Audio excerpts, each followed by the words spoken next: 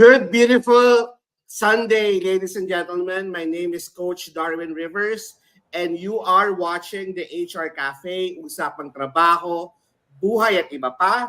It's another Sunday of learning. This is a program that we've been doing for more than 4 years now. We've started during the pandemic, and we are very happy that you continuously support and join us every Sunday.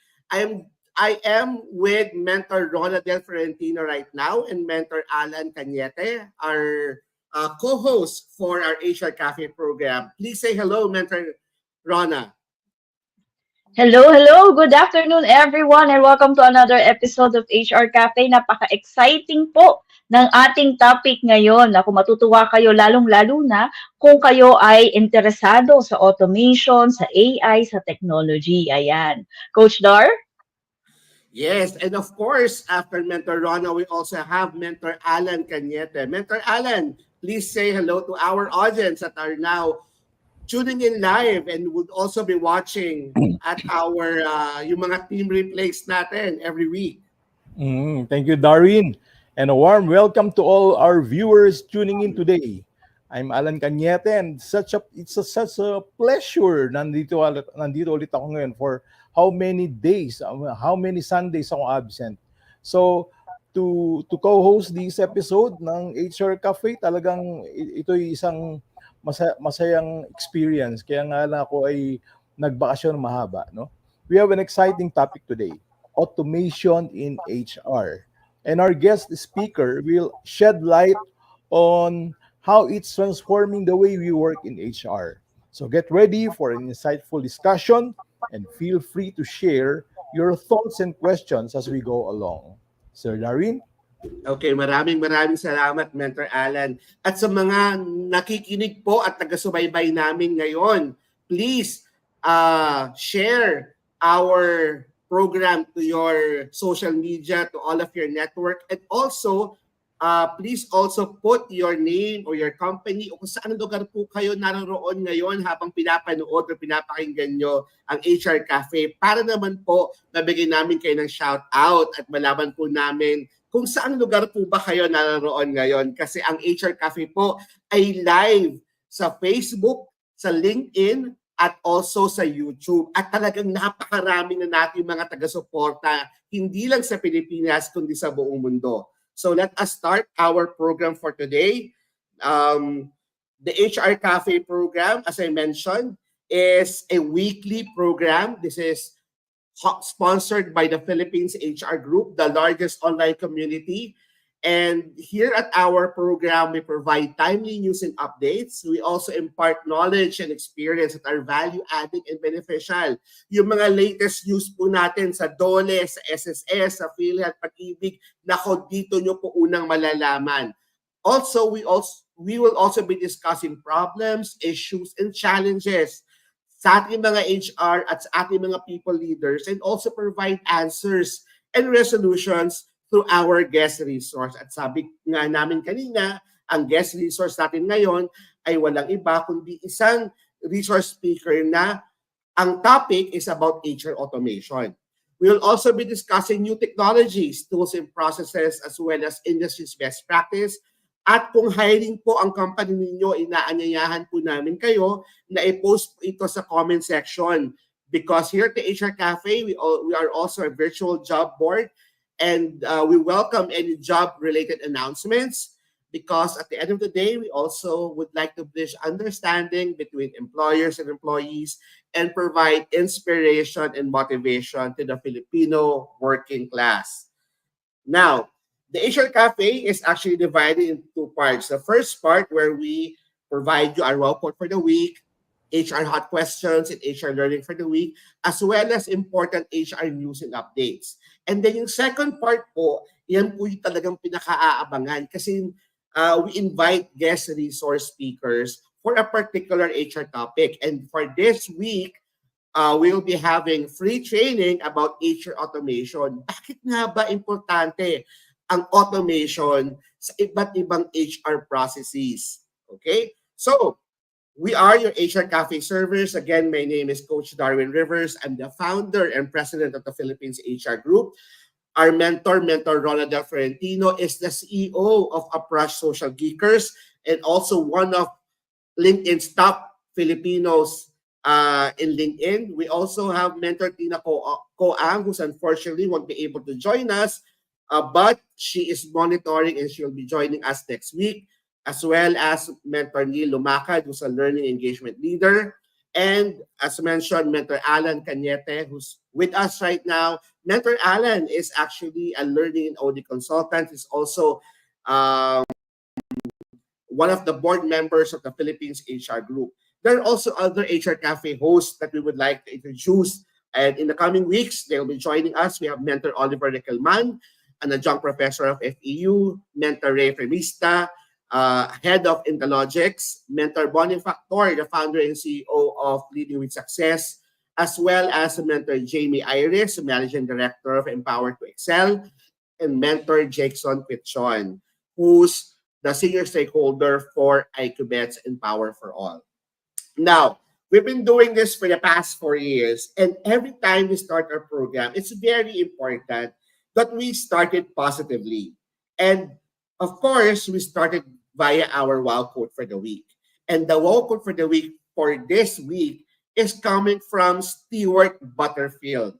Stewart Butterfield, kung hindi nyo po itatanong, siya ay isang industrialist, known industrialist in the US. And sabi niya, automation is not about replacing people. It's about replacing tasks. Let me just repeat this. Automation is not about replacing people, but it's about replacing tasks. This is a famous quote from Mr. Stewart Butterfield. Let's ask our mentors. And also we'll be asking our audience who's live today, ano po ang pagkakaintindi nyo, or how does this particular quote inspire you, or what's your understanding of this quote from Stewart Butterfield? Let's start with Mentor Rona. Mentor Rona?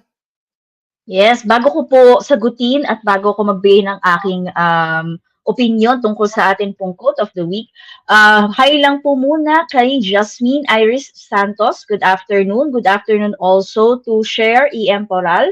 Tinag po niya ang kanyang mga friends and colleagues. Good afternoon din po kay Flor Diaz. God bless everyone watching from Lancaster, Cavite. So yung iba pong mga nanonood po right now, don't forget to tag yung mga colleagues ninyo, friends ninyo, and anyone na gusto ninyong i-share ang ating episode for today. Of course, don't forget to let us know then kung saan po kayo nanonood right now. But as far as parang Stuart Butterfield is concerned, naku, agreeing-agree tayo sa kanya 100%. Automation is not about replacing people. This is a common misconception na yung mga AI, technology, and everything else is out to replace people. They are, well, at least for now, they are not out to replace people. What these tools and technologies are doing are actually making sure that we don't spend too much time on repeatable tasks, programmable tasks, para makakapag-focus tayo sa ibang bagay. Eh tayo sa HR, hindi dapat tayo natatakot sa technology. Yung technology na yan, kay i-embrace natin or hindi, it will happen. Yan ay gagamitin na ibang mga companies. It will change how we do things.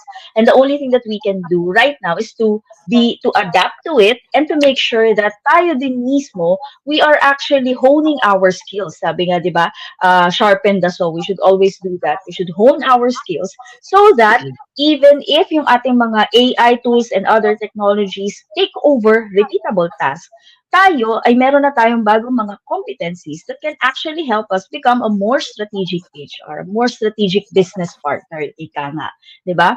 So hindi totoo na AI is out to get our jobs. Probably if your job is very programmable, it's possible, but AI is there as a way to help us with the work that we do. It's about replacing tasks. Any task that is repeatable, programmable, is time-consuming. Si AI, si technology, any online tools that we use, it can help us with that. And it can free us para tayo, meron naman tayong breathing space at magagawa natin yung iba pang gusto natin gawin. Coach Dar? Tama ang sinabi ni Mentor Rona. Napakaraming nagsasabi na because of digital technology, because of AI, because of robotics, maraming mawala ng trabaho. Actually, nakikita naman natin yan all throughout the past few years, the past few decades, there are really jobs na nawawala. Pero, intindihin natin at alamin natin na may mga jobs na pumapalit. Diba? May mga jobs na, kumbaga, it's not really losing jobs, but there are new jobs that are being made and created for more and more people. But before I go to that, I would like to hear about the thoughts of Mentor Alan. Mentor Alan, what are your thoughts about our wow quote for the week from Stewart Butterfield? Mentor Alan, you're on mute. Yeah, nagpapakute lang yung mic ko. Napakaganda niya sinabi ni Stewart Butterfield, no? Dahil ako po, I'm a heavy user of AI and automation since 2012. Gumagamit na ako ng automation dahil sa photography, if you're using Photoshop and Adobe Premiere, maraming automated features ang dalawang softwares na to. Dahil mahilig din ako sa videography at ginagawa kong rocket yan. Ngayon, pati yung mga softwares, ang dami nilang mga plugins before, ngayon automated na yung paggamit. Ngayon, kausapin mo na lang yung mga AI niyan, like you're talking to an assistant, and ilalabas niya yung gusto mo ipagawa sa kanya. It's like having an assistant na merong doctorate at napakatalino, mga 200 yata yung IQ, no? Tinatalo pa yung human beings. Now, it is true that there are some tasks, there are some jobs that can be replaced, especially yung mga repetitive tasks, sinabi nga ni Ma'am Rona, no? However, they are not intended to replace human beings in the industry or in the world of work. They are intended to augment. They're intended to supplement, to help, to enhance productivity. Parang nung na-invento noon ang calculator, maraming kinabahan sa calculator. Nawalan ba ng trabaho mga tao because of calculator? Adyan pa rin ang adding machine, adyan pa rin mga yan, no? Nung na-invento ang Google, marami rin natakot. Nung na-invento yung sinasabi nilang millennium scare, dito pa rin ang industry. So, ang AI po ay makatulong sa atin. Now, eto po yun. Ang may kasalanan talaga ng lahat, ang Hollywood. Pinalabas nila na ang robots and AI will replace human beings, and darating ang panahon, yung pinapakita ng Matrix, tayo ay i-replace human beings nitong mga machines. That's only science fiction. Siguro, I don't know, it will not happen because right now, ang ginagawa po ng mga coders, nilalagyan po nila ng ethics, programming at codes ang AI. Kaya huwag po kayo matatakot. Those industries like manufacturing, no? Makikinabang kayo dyan because these industries, automation often replaces repetitive, hazardous, or physically demanding tasks that may put at risks human workers or cause long-term health issues. Kapag na-expose ka sa maraming chemical, sigurado magkakasakit ka. Kung robot nang expose mo sa chemical na yan at mga hazardous environment, di walang problema. Here in the Philippines, hindi pa ho natin kaya yan. Magkano isang robot? 25,000 USD hanggang 400,000 USD, US dollars. So sino makaka-afford na Philippine companies niyan? Even the multinationals magdadalawang isip. Kailangan pa rin ng human beings. Kailangan pa rin tayo. What we can do is upgrade our skills. Learn codings. Learn how to automate. Learn how to, today, automation. Aralin po natin. And learn AI. Okay? So katatapos lang ang aking kursong AI for recruitment. And parating na yung mga iba ko pang kurso on AI. Mag-enroll po kayo sa lahat ng mga mentors na nag-o-offer ng AI. Pinabibilis po natin yung education natin mga Pilipino sa AI. Haba na sinabi ko. Thank you, Mentor Alan. Thank you, Mentor Alan. Before I share my thoughts on this, I would like to give a shout out to, we have over 60 plus live audience right now. And I'm sure hundreds more will be watching this program via repeat. But let me just say hello to Cert Guru. We also have May Rondael, Cert Guru, and we also have May Rondael who says, "Hi Dar and Boss Butch." May is actually one of our volunteers during the last HR Summit. We also have C. Talsco who says, "Good afternoon." We also have Joanne Bandango Holgado who's watching from Cabuyao, Laguna. There is a comment here. Nako, maraming salamat. We really encourage everyone to give their thoughts about the Wow Code for the week and all of the discussions here. According to Ron Pastrana, automation is part of our growing environment that provides assistance in the delivery of organizational tasks. I 100% agree. And then we also have Donna Guerrea de los Santos who's asking where to enroll. Mamaya po sabihin ni Mentor Alan and the Mentor Rona yung mga seminars and training sila na pwede nyo tignan para i-upskill and in-skill ang mga sarili nyo. Another shout out to Maria Giselle Cao Velasco. Good afternoon po from HRweb. And S. Ray who's also watching from Davao City.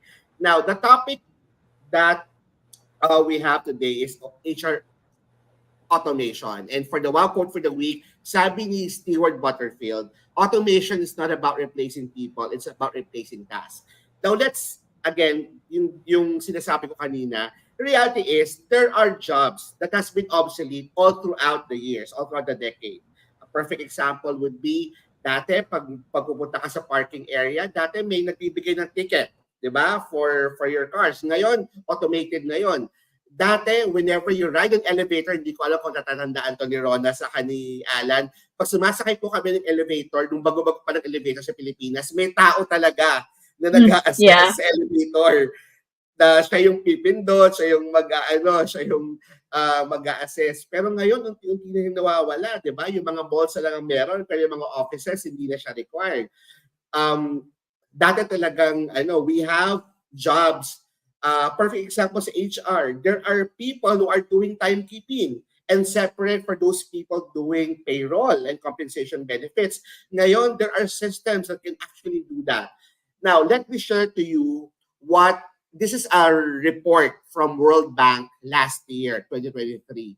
According to the report of World Bank, there will be about 70 million plus jobs who will be affected or displaced or replaced by AI, technology, and also automation.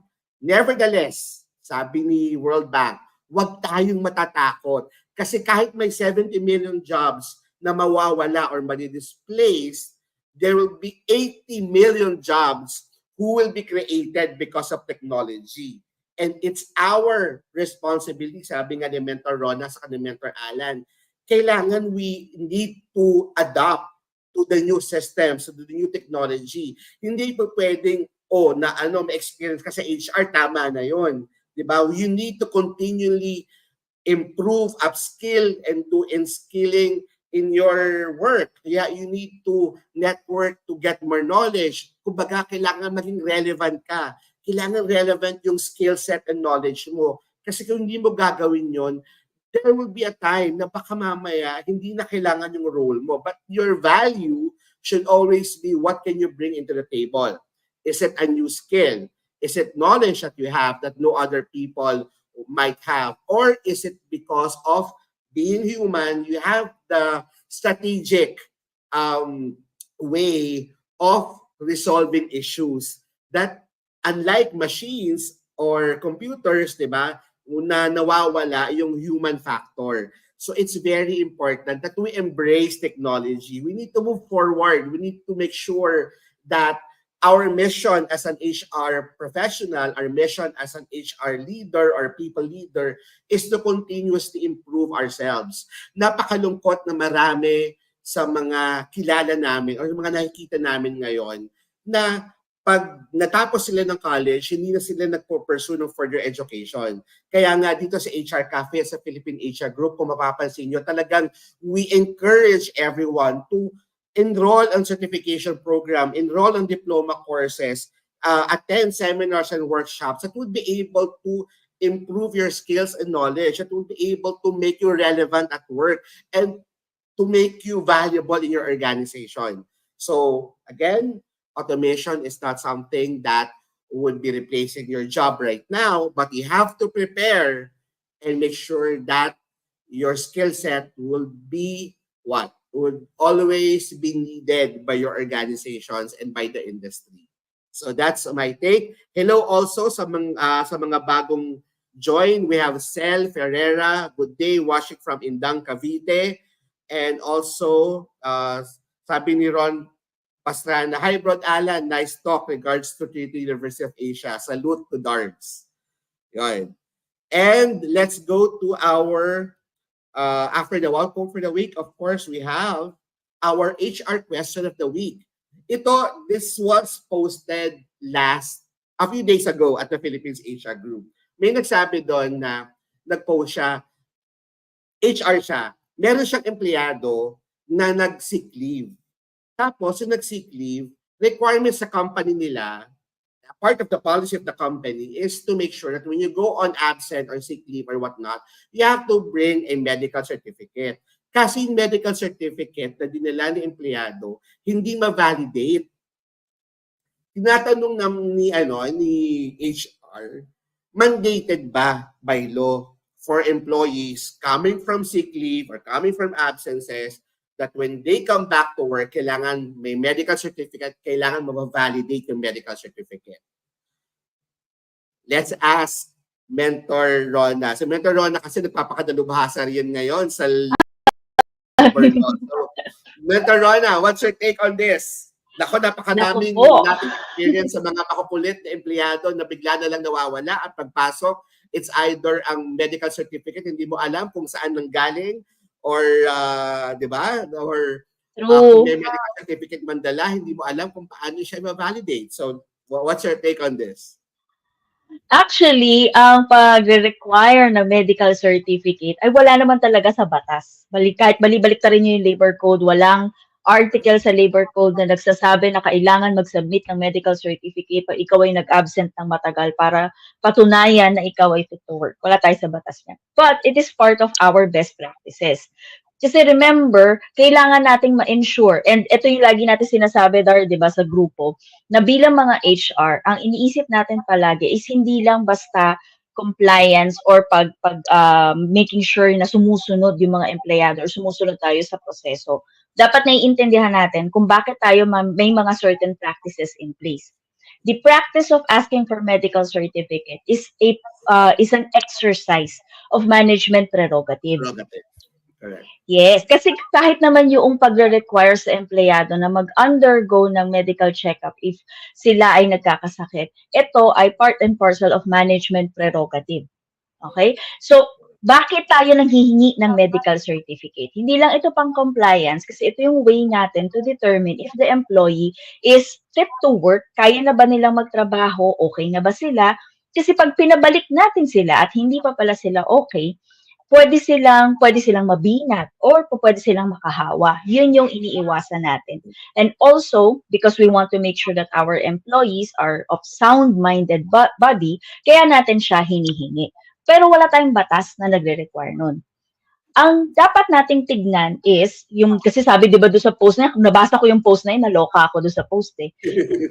Hindi niya ma-validate. Pag hindi niyo ma-validate at wala kayong hindi tinatawagan, kasi nabasa ko yung comments afterwards na tipong tinawagan, wala daw yung ganong doktor doon, wala yung ganong tao. Hindi na ito problema ng medical certificate, problema na to ng fraud. So, i-check nyo na, baka fraud na po ito. Actually, personally, nangyari na sa akin ito. I had someone na nag-submit ng medical certificate coming from a very big hospital, which happens to be a hospital na madalas akong nandoon dahil nga sa pag yung papa-check up, yun yung talagang pinupuntahan ko. So, I know how the fit to work and the medical certificate looks like. So, yung paghingi ng medical certificate is management prerogative. Pero at the same time, hindi dahil nag-submit sa atin, wala na. I-validate niyo yun kasi kailangan nyo malaman kung may katotohanan ba. Hindi dahil sa naghahanap tayo ng butas sa empleyado, kung hindi dahil gusto natin ma-make sure na kung ano man yung nakalagay sa medical certificate ay totoo at pupwede na talaga natin silang i-allow na magtrabaho pabalik dahil hindi na posible na maging harmful yung pagtatrabaho sa health nila or sa health ng mga employees within the organization. Ayan. Coach Dar? Yes, tama yung sinabi ni Mentor Ron. Ako din, I've experienced, actually, in one of my previous companies, meron kami provincial site. I won't mention the company, but we have a provincial site.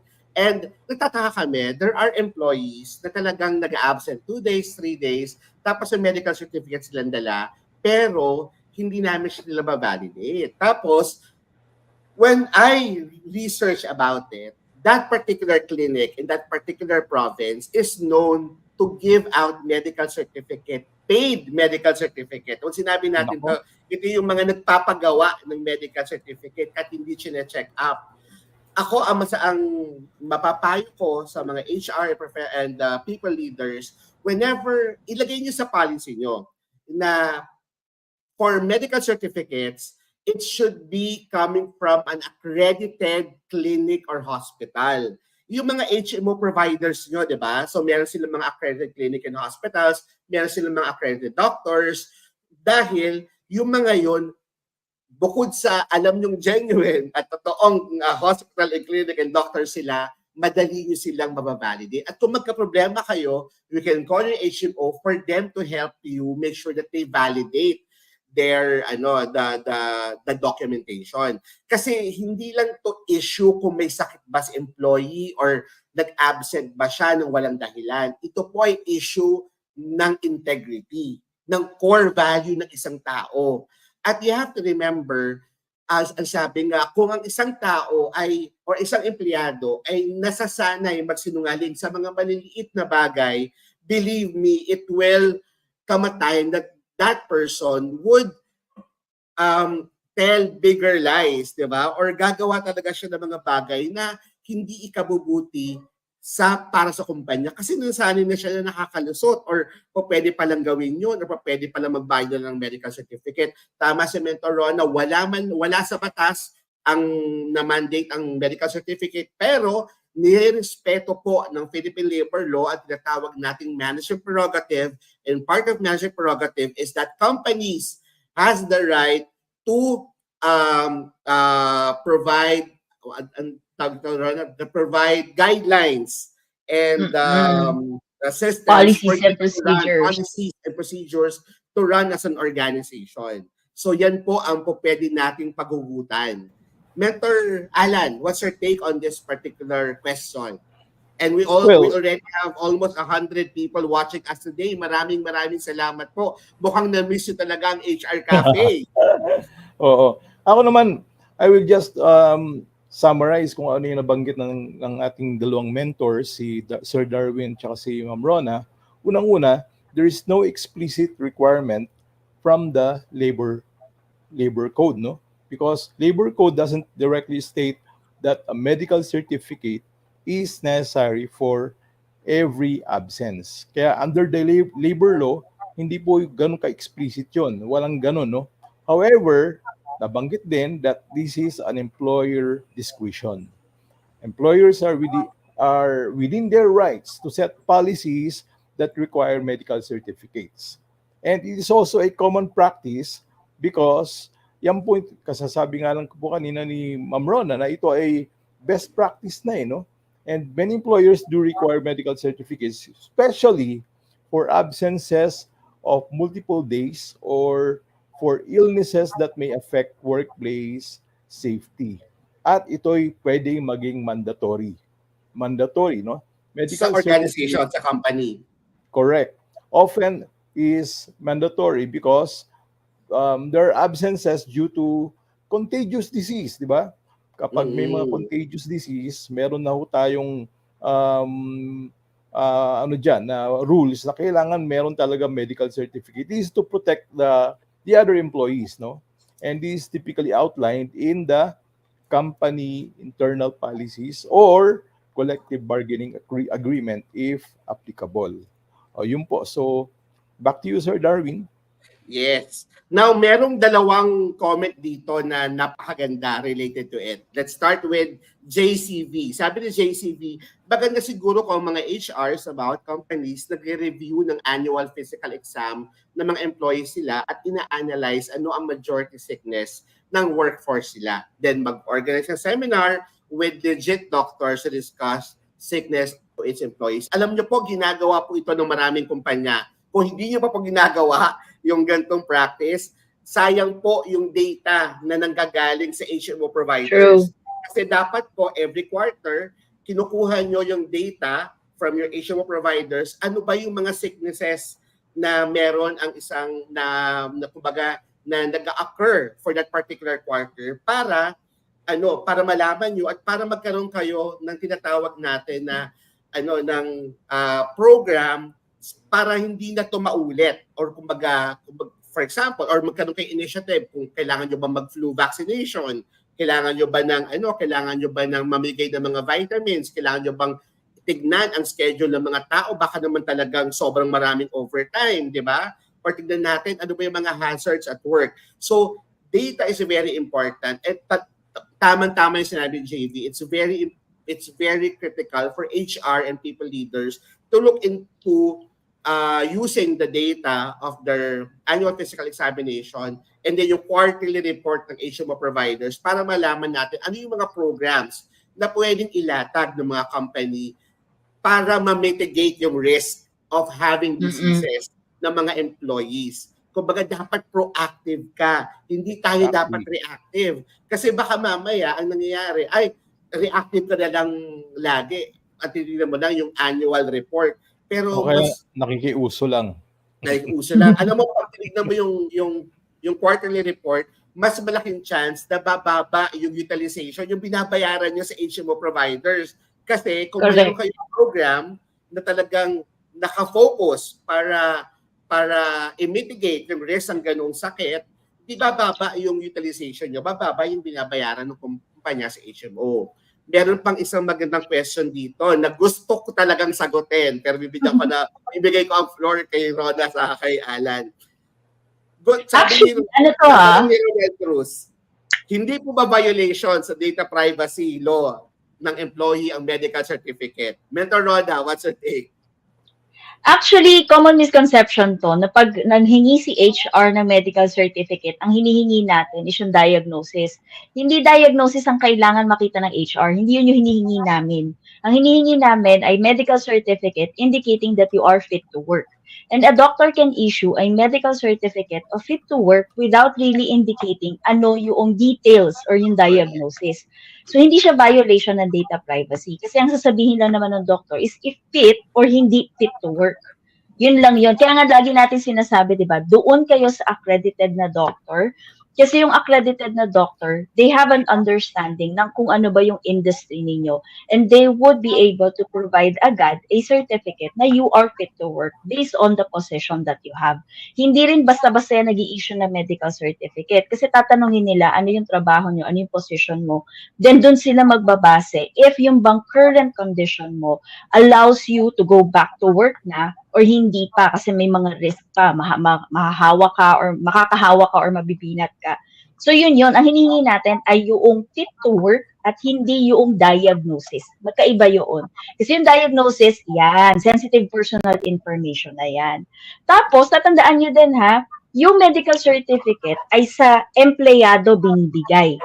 So, yung information na nandun, when the employee gives that to HR, then yung ibig sabihin niyan, yung data owner, siya mismo ang nagbibigay na ngayon ng access doon sa kanyang data. So, hindi pa rin siya magiging, kumbaga, violation ng data privacy. Kasi kung kunwari ako nagbigay ng date of birth ko, SSS number, password ko, di ba?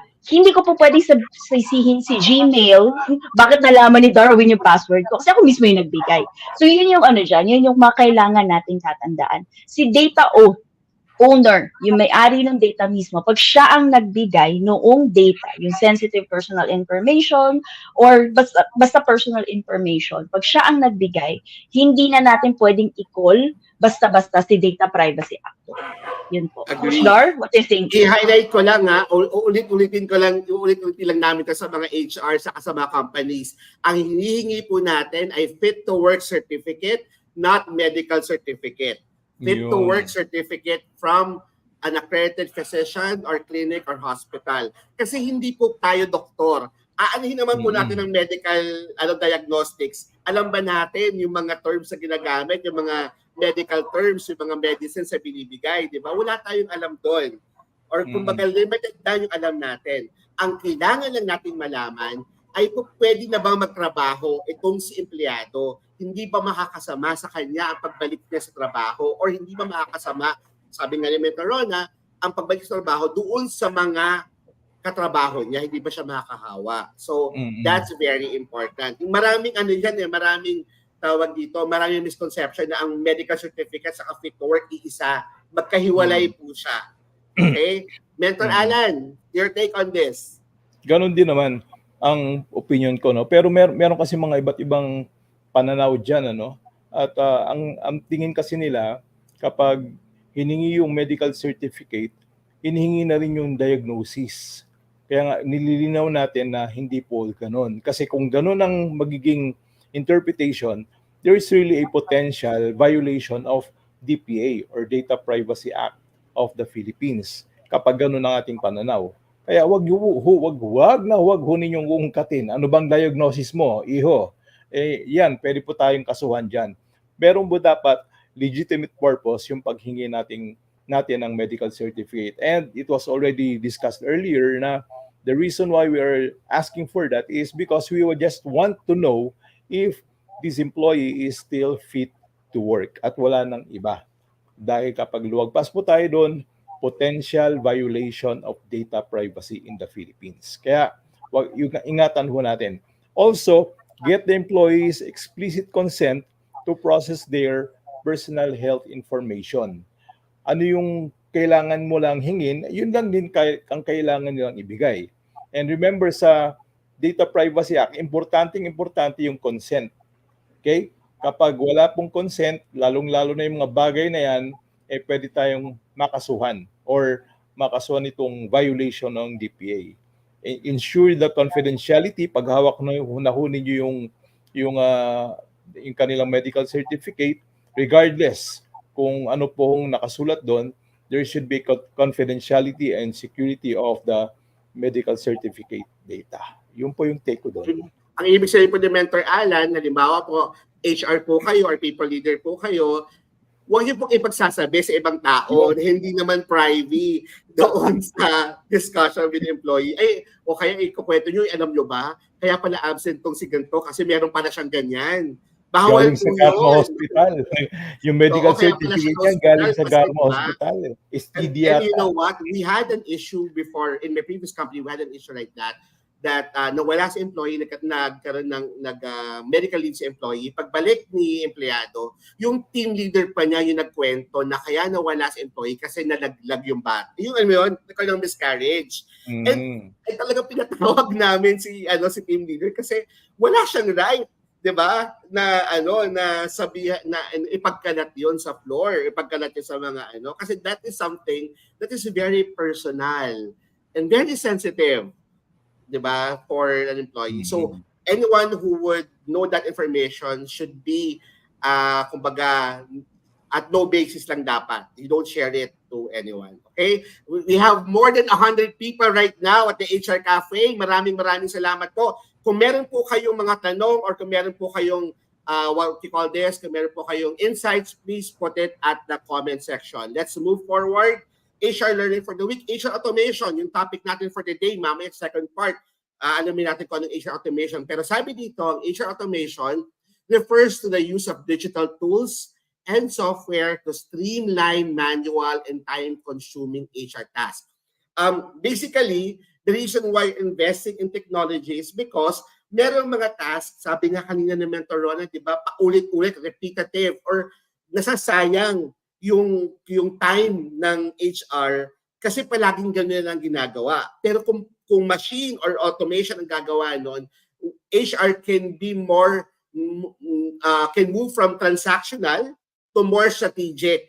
At tandaan po natin, ang value ng HR sa business is if you are a strategic partner. Hindi lang dahil nagagawa mo yung payroll, hindi lang dahil nagagawa mo yung timekeeping, hindi lang dahil nagagawa mo yung performance management or whatnot. Your value to your company is you have foresight. Ano yung kailangan ng company? Paano mo mitigate yung risk against the company? Paano mas maging competitive yung company through taking care of the employee? So we'll learn about HR automation later on. Let's just go to our updates. Now, for updates, we'll give the Dolly updates to Mentor Rona Florentino. Mentor Rona? Yes, update po from DOLE. Pinapaalalahanan po ng DOLE. Meron po silang advisory na yun pong NWPC or National Wages and Productivity Commission will hold its 9th Annual Productivity Conference on October 14. Bukas na po yan. Hybrid po ito. So kung gusto niyo pa pong humabol para maka-attend, andyan po ang QR code. Scan na po yan para kayo po ay maka-attend. 8 a.m. to 5 p.m. po yan. Ang topic po is Harnessing Technologies, Mainstreaming Productivity, and Building the Future.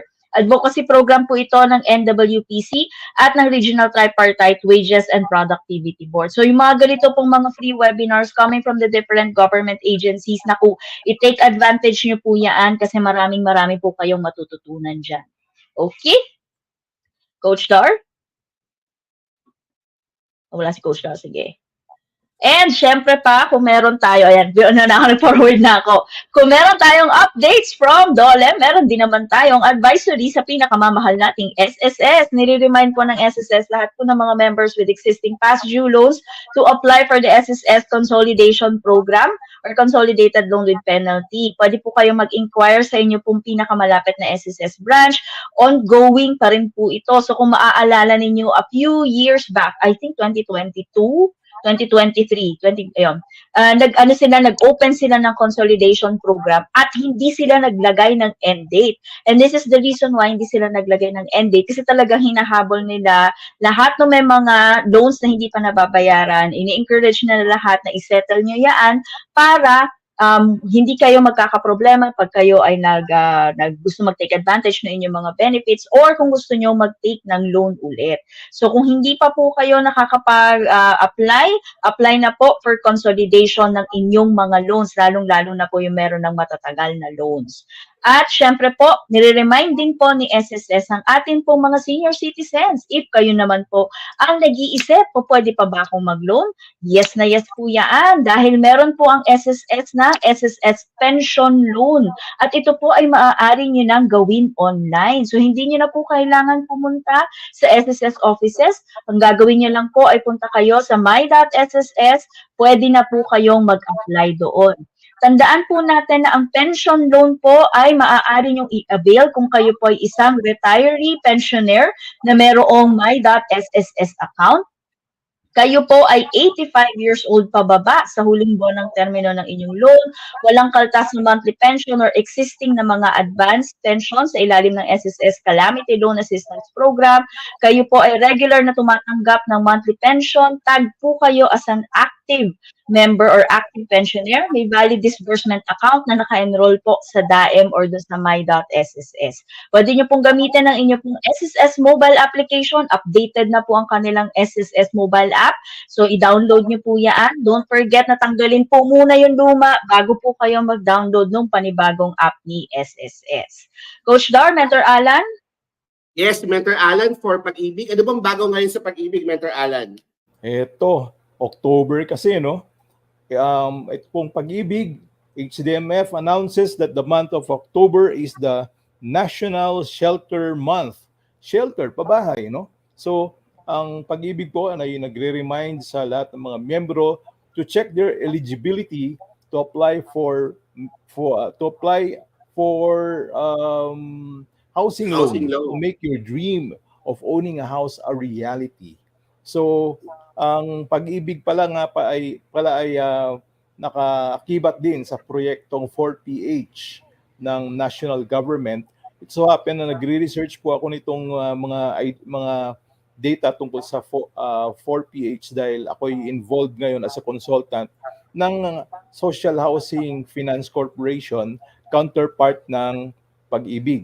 At doon ko nalaman kung gaano kaganda nitong 4PH program ng government theoretically. Hopefully magkatotoo at sundin talaga dahil maganda po ang nilalayon itong pabahay para sa mga poor families sa ating bansa. Ang pag-ibig naman ay para sa middle class din, hindi lang para sa mga poor families. Pero itong social housing, sila naman nakatutok dun sa mga poor families. So, dalawang ahensya na nagtutulong-tulong sa shelter. I mentioned that because it's the National Shelter Month. Sabi nga ng pag-ibig, matibay na tahanan, matatag na komunidad para sa bagong Pilipinas. Now, ang update naman natin sa PhilHealth, ang paborito kong ahensya na malapit ko nang hindi maging paborito. Joke lang. Sa PhilHealth, walang iwanan. Kahit si baby, may benepisyong PhilHealth na magagamit. Sa iyong kontribusyon, patuloy na pinalawak at ang mga bagong benepisyo ay lalong pinaganda para sa mamamayang Pilipino. Ito po yung tinatawag nilang pagsasaayos ng case rate para sa neonatal sepsis. Ano po ba yung neonatal sepsis? Okay, so according to my research, neonatal sepsis is a serious infection that occurs in infants younger than 28 days old, characterized by a life-threatening response to bacteria in the bloodstream. It can lead to significant morbidity and mortality among babies, among neonates. Kaya kawawa naman kung hindi sila mabibigyan ng kaukulang prevention. Kaya buti na lang, nandyan po ang ating ahensya ng gobyerno upang tulungan ang mga neonates sa bagay na ito. So, yan po ang updates ng PhilHealth. Yes, sir. Balik tayo. Maraming salamat, Mentor Alan. Ano na natin, balikan natin yung mga comment kasi may mga magagandang comments sa ating comment section. From JVC, paalala lang po sa mga kapwa-empleyado ko, pag nasabihan po kayo ng doktor kung ano ang bawal, tigilan na po, pare-pareho tayo hindi mahirapan. Sabi ni Sir June Mendoza, Sir June, medical certificate indicates a health condition of the employee. Employers may require this for the purpose of approving an employee's SL request, whether the employee was truly ill or not. The fit to work is different. It certifies as the name implies if the employer is healthy enough to report for duty. Tama nga naman po. You have to remember kung ang iyong company ay may separate binibigay na sick leave, saka vacation leave. Siyempre, kung mag-a-apply ka ng sick leave at gusto mong bayaran ka sa sick leave na in-applyan mo, kailangan pakita mo na talagang may sakit ka. 'Di ba? At yun po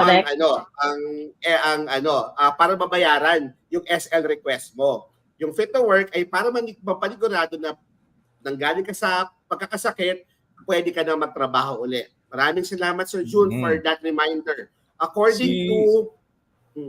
Di ba yes, si Mentor June Mendoza, isa sa mga recipients natin. Pilar Awardee. Yes, Pilar Awardee yan. Po, salute.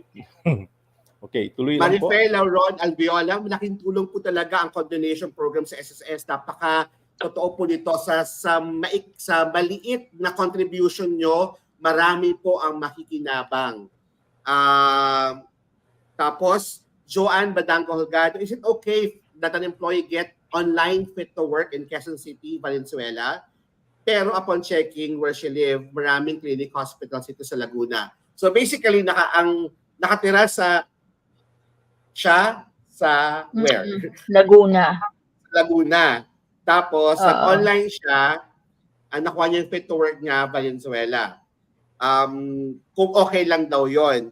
Ako, for me, as long as you're able to validate and it's coming from an accredited clinic and doctor, there should walang dapat issue. So, ang ano talaga dito is, you need to validate and you need to make sure that this is to document. Also, coming from, what do you call this? Marife Abiola, hi Coach Darwin, mentors watching from Davao. Si Maricel Lauron, Maricel Tamayo Roque is watching from Clark, Pampanga. Ito, may mga sagot na si Mentor Rona sa inyo. Basahin niyo po yung mga sagot ni Mentor Rona sa chat. And then another one is from Ann Apostol. Good afternoon po, watching from North Caloocan. Maraming salamat po sa inyong pagsubaybay. Malapit na po ang second session, yung free training natin. So let's go to updates. Alam nyo po, ang Philippines HR Group ay may partnership po, existing partnership with AIM or the ASEAN Institute of Management. AIM is top 6 university in the whole Asia Pacific region. And ang Philippine HR Group lang po ang kauna-unahang HR partner, industry partner na kinuha nila para i-launch yung kanilang Human Resource Manager Development Program. Natapos na po ang batch 1, ang cohort 1. Ngayon po, ngayong October 30, magsa-start po ang cohort 2 or batch 2. Inaanyayahan po namin lahat po ng mga people leaders, HR managers, or kahit supervisors kayo na kunin po itong napakagandang opportunity na makapag-enroll sa AIM at 50% off. Biruin niyo po, ang program na to ay nagkakalaga ng 89,000. Pero dahil may partnership ang Philippines HR Group at AIM, lahat po ng miyembro ng Philippines HR Group ay magbabayad lamang hindi ng 89,000 kundi 45,000 lamang po. Napakalaking diskwento. At immediately after nyo matapos ang certificate Human Resource Manager Development Program, kayo na po ay isang alumni ng AIM. At pag alumni po kayo ng AIM, masasabi yung graduate kayo ng AIM at meron po kayong access sa lahat ng data ng AIM. So we really encourage you to please join batch 2. Nasa post po sa Philippines HR Group, yung enrollment form, or kung meron po kayong katanungan, just email us at philippineshrgroup@gmail.com. I-endorse namin po kayo sa AIM para po makahabol po kayo sa AIM program na ito. Another thing would be, okay, before we introduce our guest speaker, meron na naman po tayong isang katanungan dito. Planning to call in sick at work, AI may soon be able to detect if employee are lying from their tone. Ay, nako, meron daw bagong AI na pagtatawag ka pa lang, sabi mo, boss, may sakit po ako. Meron daw AI na na pwede mag-detect o nagsisinungaling kayo based on your tone. But ako, for me, it's not yet, this particular technology is not yet approved, validated by the government and by DOLE. So it's something that so they're working on. What's very important is we have to remember the core value that we need to remind everyone, not only from our leaders, also expected from our employees, is honesty and integrity. Oo, Sir Darwin, maganda yan.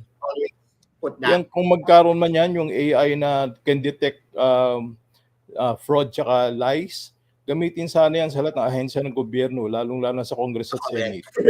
Halin yan.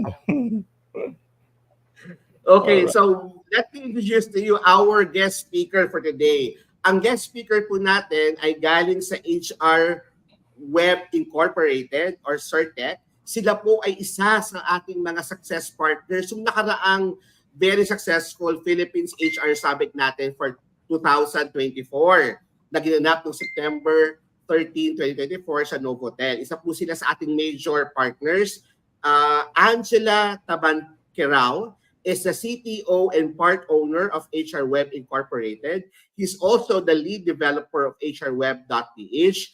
She has more than 8 years in the industry of providing HR technology solutions, managing scoping, data gathering, training, implementation, support to go live, implementation of their program, which is HRweb.ph, to different industries as well as small to medium to large enterprises. So, without further ado, para po mabahagi sa ating mga audience ngayon na live na nanonood at sa mga patuloy pang magsusubaybay sa atin through the team replays kasi nakapost po ito sa YouTube, sa LinkedIn, saka sa Facebook. Napakarami po, mas lumalaki po ang mga tao nanonood ng training pag team replay. So, without further ado, we would like to introduce Miss Angela Tabanquerao. Hi, Angela. Hi, Coach Darwin. Hi, everyone. Good afternoon to all of our viewers. I'm excited to be here today to share insights about something that's not only relevant, no, but very essential in our role as HR professionals. So I haven't even started my talk yet, but I have learned a lot already, and the coach and all of the mentors had helped me already on the importance of HR automation. So what I'm going to share insights with you today is pertaining to how we can innovate and improve our organization. So let's dive Okay. into. Angela, before you start your presentation, we'll give you the Yep. floor. Nasa backstage muna kami mga mentors. All right. At para nakatutok sa'yo talaga yung ating mga Mhm. taga-subaybay at para talagang matuto sila at malaman nila ano ba importance ng automation sa HR, ano yung mga process na pwedeng i-automate, bakit kailangan i-automate, at ano ang magiging impact nito sa productivity at sa company. So we'll give you the floor and we'll see you later on para sa ating Q&A. At para po sa mga nanonood ngayon, please, kung meron po kayong katanungan para po sa HR automation, please put it at the comment section. At mamaya po, kami ni Mentor Rona, Mentor Alan ay babasahin nito at i-discuss natin after the presentation of Miss Angela. So please, Angela, we'll give you the floor. Thank you. Thank you, Sir Coach Darwin. So let's dive into how we can streamline processes to enhance efficiency in today's fast-paced workplace. So for my introduction, so what exactly automation? So as at its core, it's all about using technology to simplify and automate our repetitive HR tasks. So think about from what you're doing from recruitment to onboarding, timekeeping, payroll processing, the common that we normally do as an HR, and on the aspect of why does it matters, why it matters to automate. Basically, it enhances our efficiency, it reduces errors, very common, and it saves us a cost and frees up our tasks to focus more on strategic initiatives that truly drive our engagement or employee engagement and help us into growing our organization. So, in my discussions, I will be tackling some of the key areas of HR automations. So, on my screen, I have here highlighted from recruitment and onboarding, HRIS, the disciplinary action and memos, our performance management, our employees, the learning and development, the timekeeping, all of it from the leave management or how you can automate the transactions or the common filing and approval of your employees for the payroll part and the report. So I would like my talk to be interactive now with our viewers. So from our viewers right now, I would like to hear from you guys, most especially those HR. Are you automated or are you still on a manual process so that we can connect and help you as well? So I'd like to hear a chat. If you are manual, please type manual, or if you are partly automated but still needs improvement, or you're already automated, you can chat it on the chat box. I will also try to read it from later on. So let's start with the recruitment and onboarding. So here we can look at several areas in my screen on which part of the recruitment and onboarding can we start to automate, such as the number one would be the applicant tracking systems. So it would streamline our hiring processes by managing the our job posting, by tracking our candidate applications and facilitating the communications with them all throughout. So it's all about enhancing candidate communications too, ensuring that they receive the timely updates and feedback. So imagine if you are manual and you are handling, let's say, different tools, receiving different applicants from walk into different tools, and you have to answer them manually. Ma'am, kumusta na po yung status ko? So if you have this automated, you have a tool, so that will be the help of AI. So siya na yung, for instance, mag feedback, provide ng updates on what really is the status already of your applicant. So in this one, you can also set it automated in terms of defining what are the stages of your hiring really. So in that tool, it would simply specify the tracking of your employee. So that there's the importance of the transactions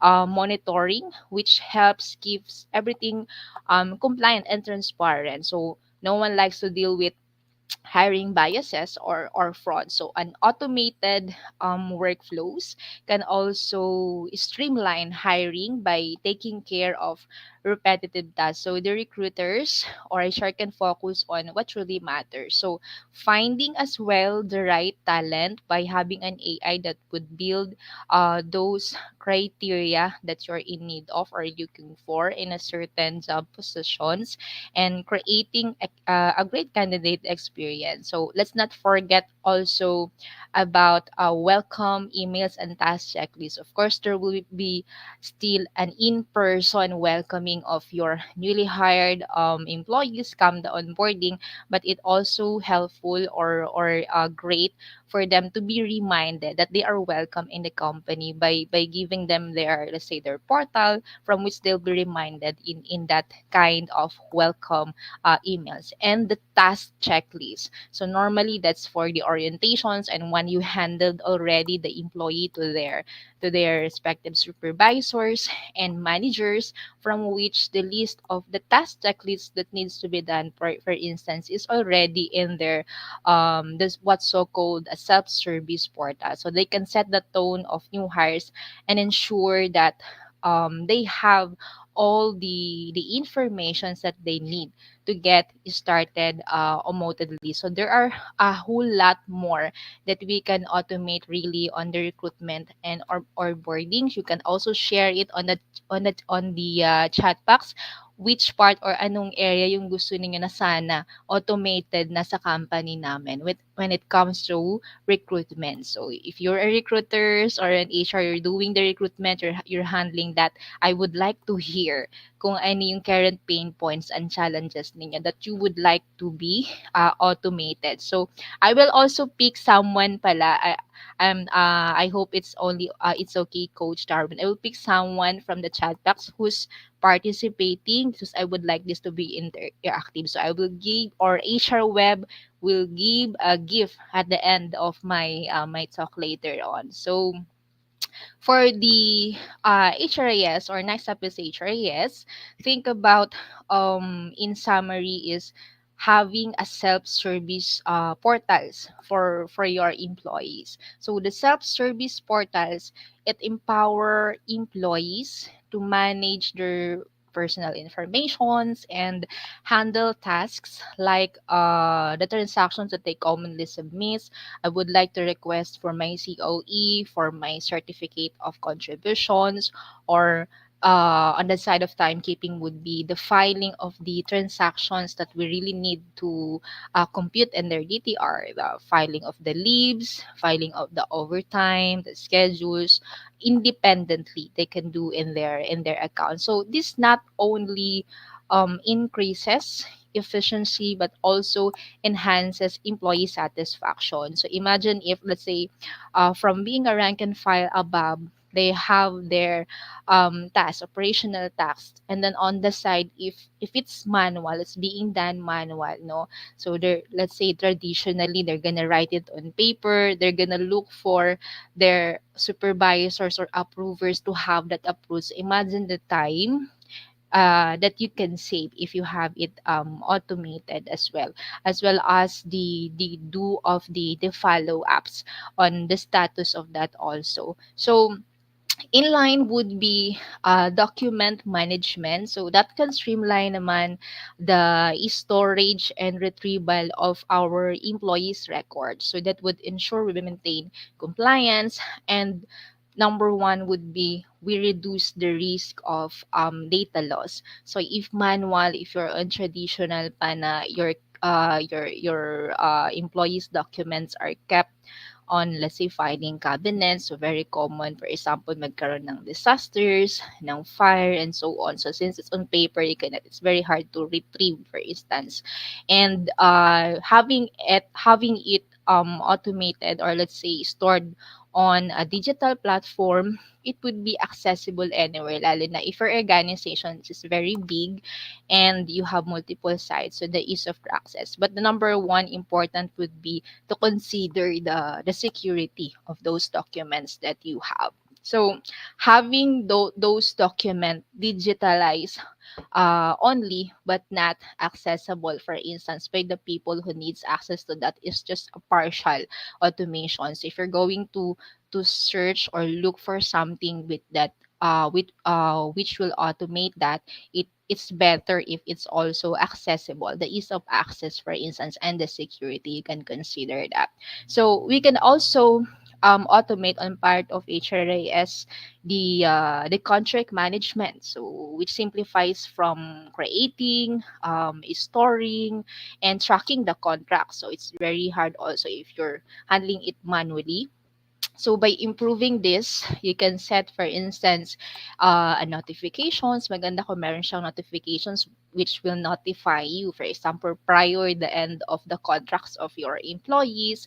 Let's say every 1 month, after 3 months, after 6 months, and so on. You would like to be notified, and from there, it's better if that tool has a process of connectivity. So something that this contract management can connect with is, for instance, on the performance management, say on the side of notifications to the evaluators, kung kailangan na ba niyang evaluate yung employees niya. It's the connection and integration as well. So in connection to the contract management also is, it will improve the movement management. So from there, yung kailan siya nag-start, from onboarding to transferring, promotions, and any type of movement. So since we had different sets of industries, no, and different types of probably development of employees, it's better if the automations that you can look for is something that's configurable or flexible, that you can inject what's fitted in your organizations to set on the movements of your employees. So it ensure a positive employee experience throughout their life cycle. So kung ako employee, I have a self-service portal, I can check from there, kailan pa ba ako na-hire dito sa company, and then gaano katagal bago ako na-promote, na-transfer, and so on. So that's very important also. I can see that in my portal, so it's a good one. So imagine how much easier it is to employee as well to manage, or to HR, in terms of the employee badges or IDs when when that process automated, lalo na kung wala po kayong editor or something. So if a tool that you have can generate that already, so less encoding and so on, so it's in there already, so it enhances as well security and improves efficiency. And the greetings for your employees. So personalized communications, fosters engagement, and positive workplace culture. So with greetings such as, for example, yung kung manual, ito yung mga nasa bulletin board that you would like to greet. These are the employees are celebrating their birthdays for the day, for the week, and so on. So it's also important and nice to have if it's in that tool that you're looking for automations already. Same thing with the newly hired notifications area. So in connections with the 201 is mostly yung problem natin is an outdated na HRIS information. So if that tool that automations is already open to our employees. They have a self-service portal. Important automations that can be done is it's open already for your employees to be able to request for updates. This is my new address, my new contact informations, and the HR or the designated admin can just approve it in their portal, so centralize. Along with, it can help to have an updated org charts also. So yung org chart, for example, management would ask, where is our updated org chart? So if you're doing it manually on Excel or paper and so on, so di ba, so sobrang tedious niya. So it's in the system, or if it's automated. So once you set the movement, updates the informations, it's helpful kung may automated org charts na rin siya that you can rely on, up to dates and real time. And next would be the disciplinary action and MOMO. So manual management of disciplinary actions. What will normally it's manual, since it has an a face-to-face integration with or talks with the between the employee and their leaders, but it can also lead to inconsistency, and delays, of course. But automating this process ensures that we have a clear, accurate records and timely notification. So who amongst you experience, for example, you issue an IR, etc., and then inabot na ng 1 month, hindi pa rin nakakapag-explain your employee until nakalimutan na siya. Something like that. So automating company policy management help us keep everything up to date and ensures compliance without the headache of manual tracking. And by streamlining our workflows and utilizing memo templates, the memo template something that the system can already generates, para hindi na kayo mag-edit one by one on a word, ensure so it is consistent. It reduces error since it should be connected na from the 201 to captures the data in terms of documentation. So the company policy management, something that the employees can also access in their portal. And whenever you had an updates, something that they can be notified also. Meron palang bagong policy, etc. and so on. So it's like on having it digitalized, but as at the same time, it should be coordinated pa rin, no, and oriented to all of your employees. So this would also help in terms of having it connected to other aspect or areas, such as in terms of the disciplinary actions and the timekeeping. So for automations, the automated DA can help on the side of timekeeping. Let's say for the verdict or violations of suspension. So if suspended siya, say for instance, on the timekeeping, that will be captured para hindi mo na kailangan i-monitor na bakit may leave ito or bakit meron siyang in and out, whereas that employee has an approved suspension. So that's something that very helpful kung automated na rin siya. Same thing on the side of the performance evaluation. So let's say I am the performance evaluator. I had a record of ano ba yung mga violations ng staff ko, for instance, a specific period, and from there I no longer need to look at it manually, for instance, lalo na kung there is a turnover or iba na yung supervisor na nag-handle and so on. So it would also help it if it can be connected to the PMS, and from here you can have the automated workflows. Ano na ba yung sanction ni employee? Nasa verbal warning pa ba siya? Nasa suspension na ba? Up to dismissal. Since meron kayong workflows na susundan talaga from the system. And it will also be captured in terms of visible sa side ng employees. They are aware. If I late for like X times already, ito na pala magiging sanctions ko, for instance. So On the side will be automated signatures, or digital signatures can also help, but in terms of manual, it can be helpful also, since for the other states they're still prefer to do manual signatures. So on the side would be the connections in terms of how you do the performance evaluation of your employees. So if it's manual, traditional be on paper or on Excel, no, and you send it via email, probably one by one kung sino yung mag-evaluate. So speaking of the performance evaluations, it can be done through automated. So you just have to have a system whereas you can plot what are the criteria that you have in each position, and better if it can also be done through individual aspect in terms of automation. So what can you automate here? In terms of the routing of the evaluation, the routing of the approval, the performance evaluation, the computation as well, from which you can set in terms of the format of the PMS and yung grading scales. It will calculate already and gives you the tally.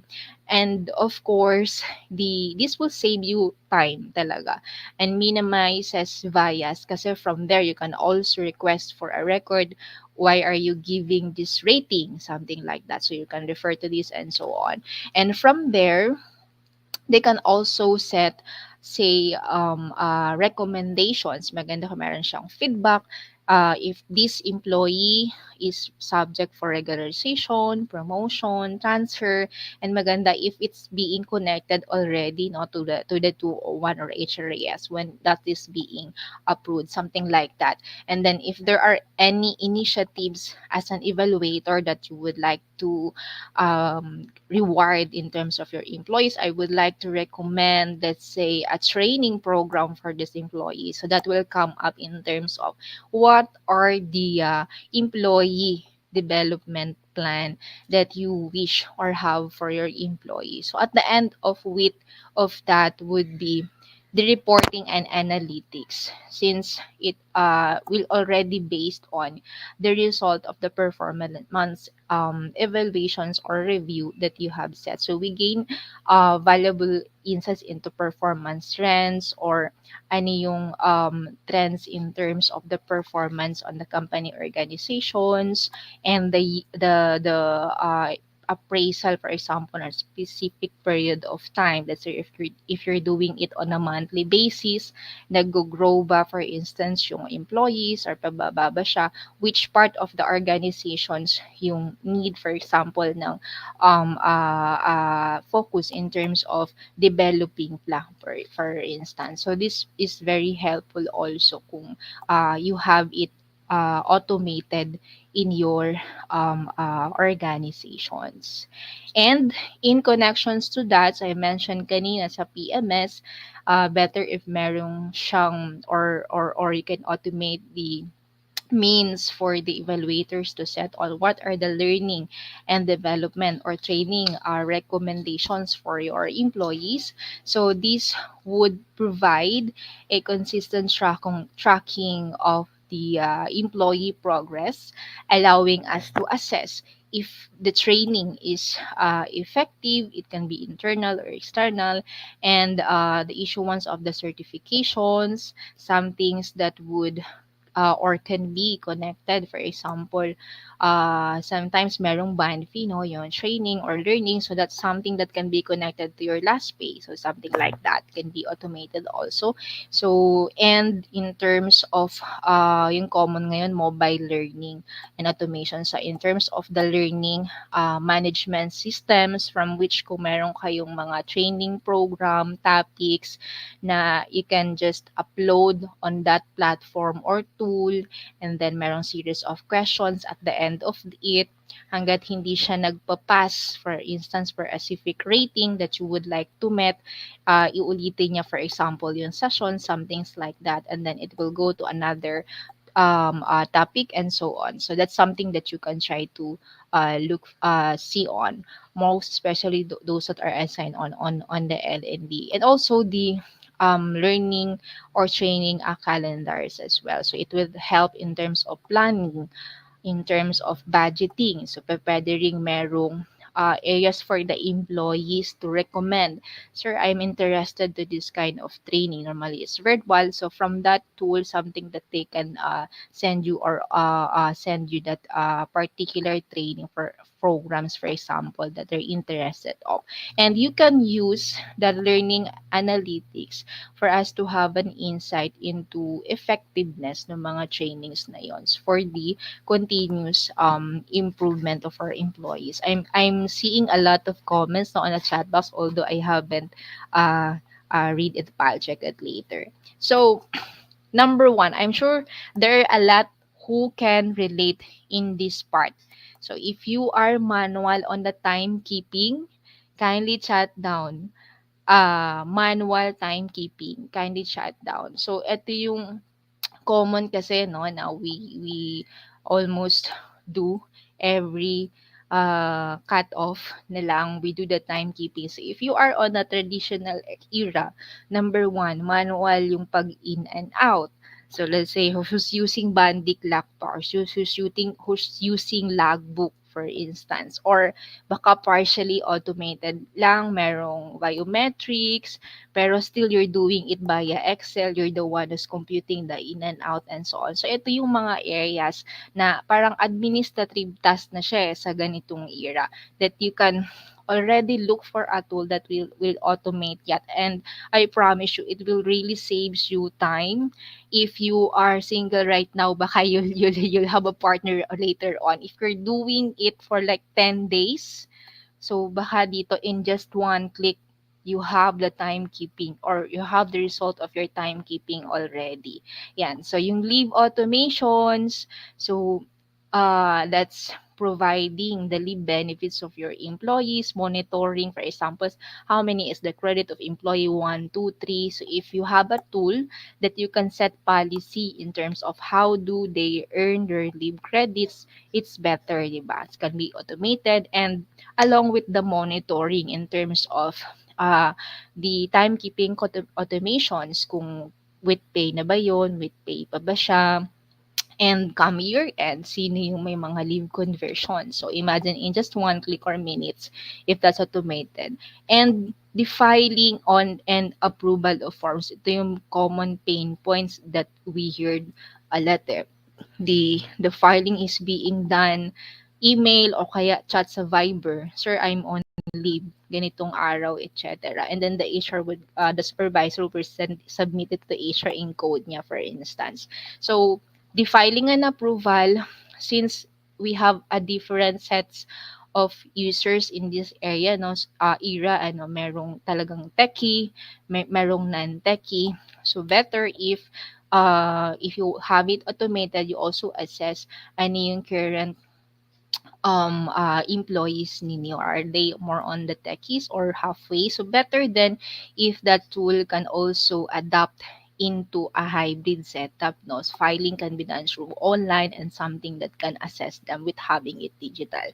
So the filing of the forms, mga leave, OT, etc. almost also. If you can aim to have it paperless, the better. So in any organization, there are really indefinite or non-fixed na transactions that we commonly use. So better if in that automation you also consider something that can adapt flexibility or configurable, something like that. And of course, the schedule management, lalo na to those industries that are on shifting. So can be done through the system. Kung fixed naman, so something also that can be done through automations. Any type of work setup, such as ngayon, meron tayong hybrid, work from home, on-site, etc. And for attendance naman, lalo na kung you have employees that are on-site, off-site, walang internet connections, still there are means pa rin for their attendance to be automated. There are a lot of tools out there.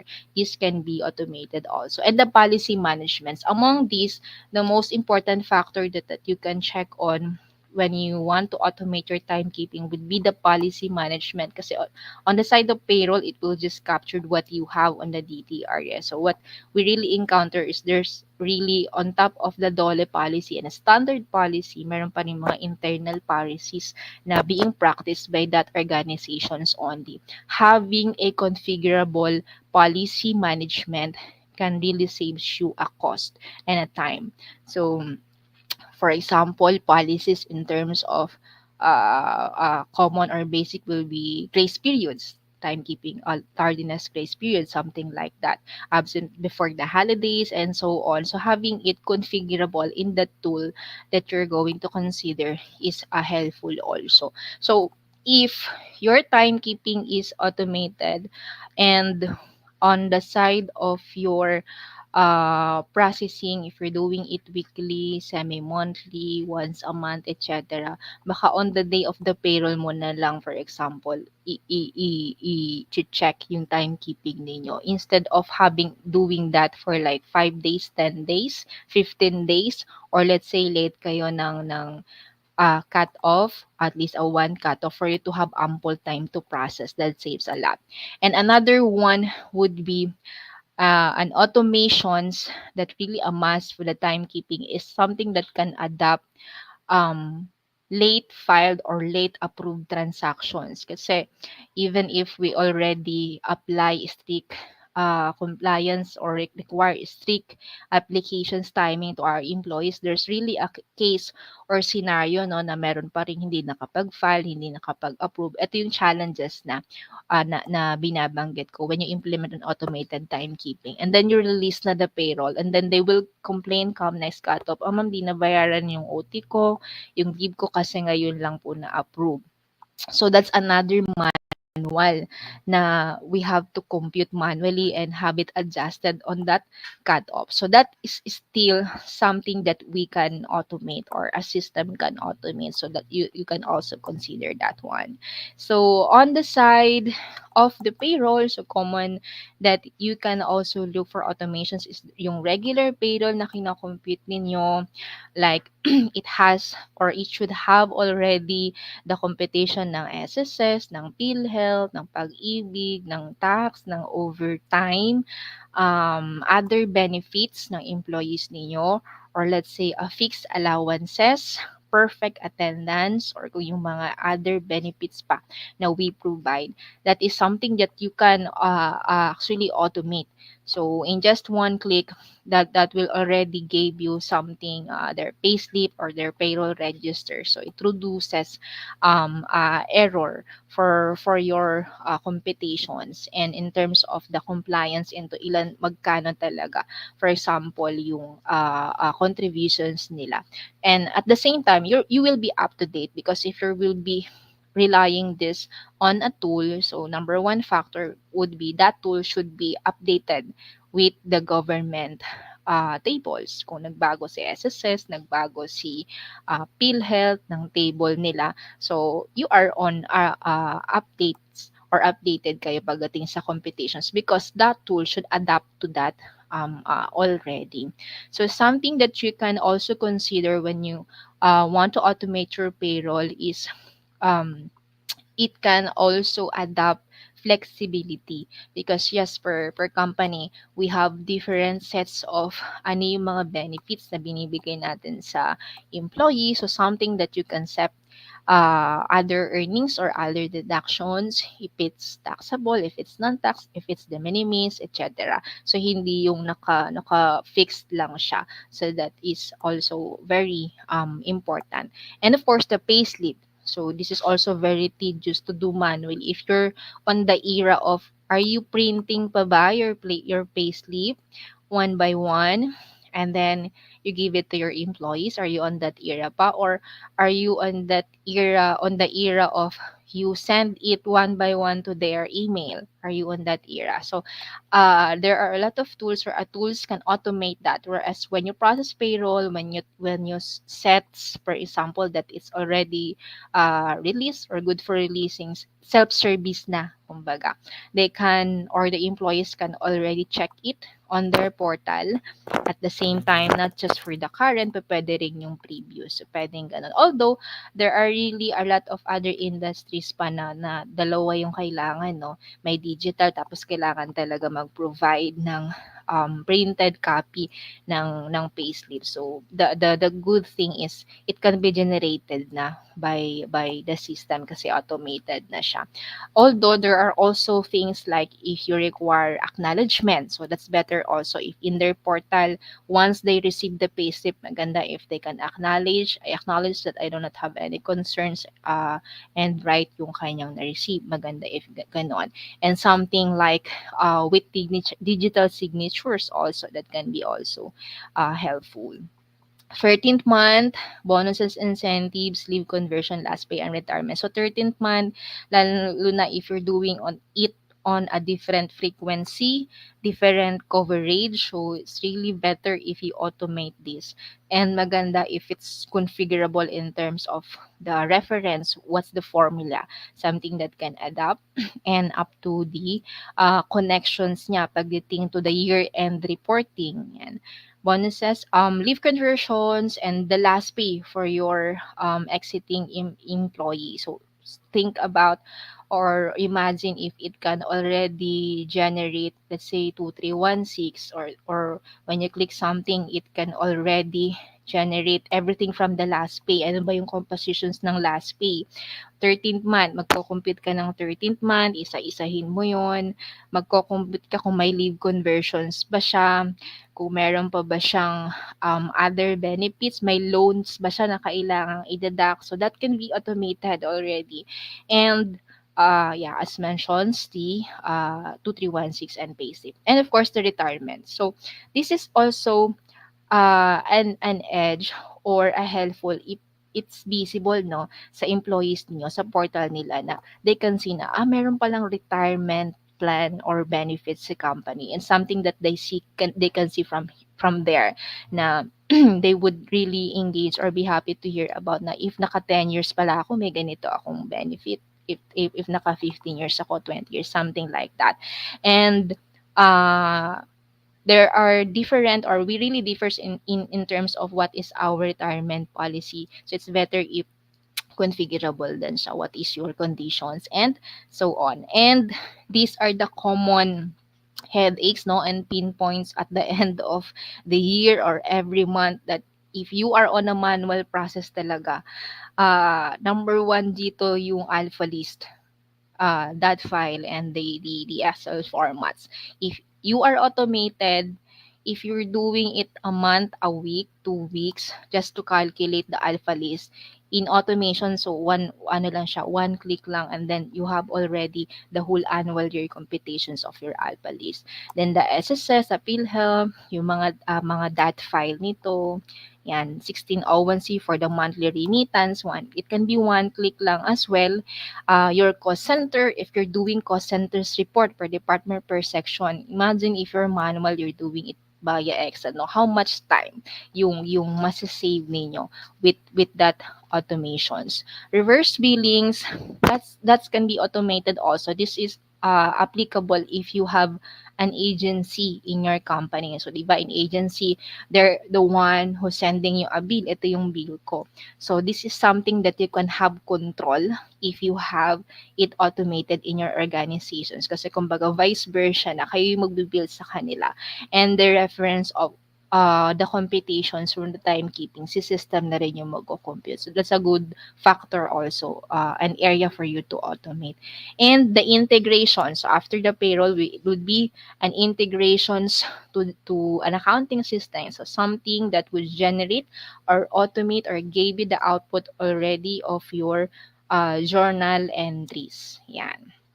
And the man hours reports. There are a lot more pa that you can automate from here. So just to share an experience, before we have these companies who's been doing siguro around 15 days yung delay niya. In terms of the payroll, there are a lot of concerns because of errors and so on, and ang dami nila. For example, in who's doing that, let's say 10 to 15. And then when they use the system, so dito na papasok yung nabanggit ni na Coach Dar and mentor, the other mentors kanina, that you will not be replaced by automation. Instead, you will be able to divert lang to other areas and to improve and embrace other aspects that you can provide to, or give to the organization. So, in the essence of my talk in conclusions, I think I'm over time. Embracing HR automation, it is not just a trend anymore. It's a necessity already in today's fast-paced workplace. By streamlining our processes, enhancing our communications, improve our efficiency, we can focus on what truly matters. We are engaged with our employees and we are driving the organizational success. So thank you for your time. I'm opening the floor just in case still we have questions. There you have it. Thank you so much, Coach Dar and mentors.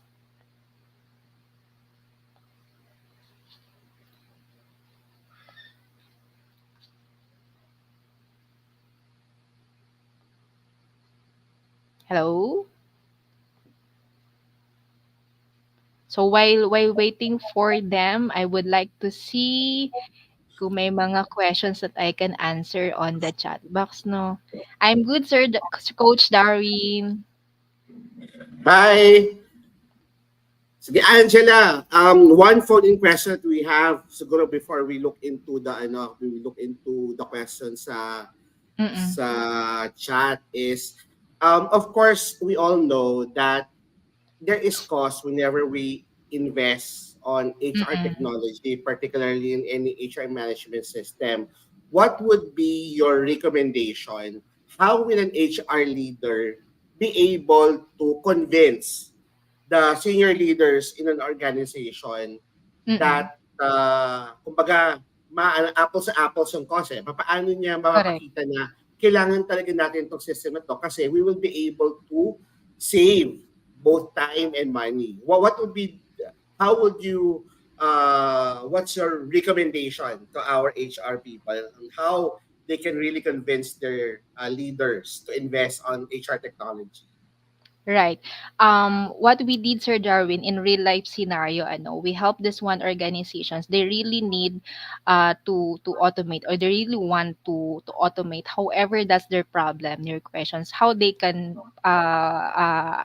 convince the management to adapt technology to be automated instead of having the people doing it. So to cut in short, if your organization is taking a step of 10 out of 10, meaning kaya nyo pa rin gawin yung mga goals ninyo in a year, give insights in terms of what will it be if all of those administrative tasks that you can still handle as of now, if you automate it, if you can, in that means you can double, for example, yung goals ninyo and so on, something like that. So what you really need to take on a step is that you analyze what's your current, what's the tool that you have right now, is everything manual, ano yung mga areas, for example, that is being natatamaan na, for example, if you're doing, for example,